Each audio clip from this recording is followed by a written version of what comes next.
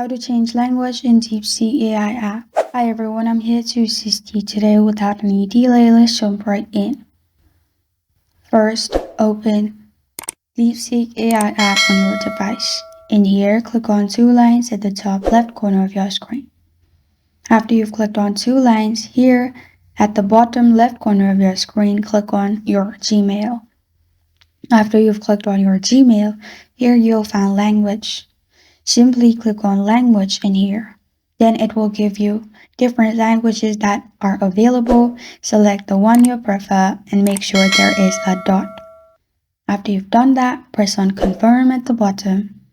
After you've pressed on confirm at the bottom, you can simply restart your app and then your language will be changed. This is how to change language in DeepSeek AI app. Thank you for joining me today. If this video helps you out, please leave a like and subscribe for more. Got a question or want to suggest a topic? Comment below. Thank you for watching.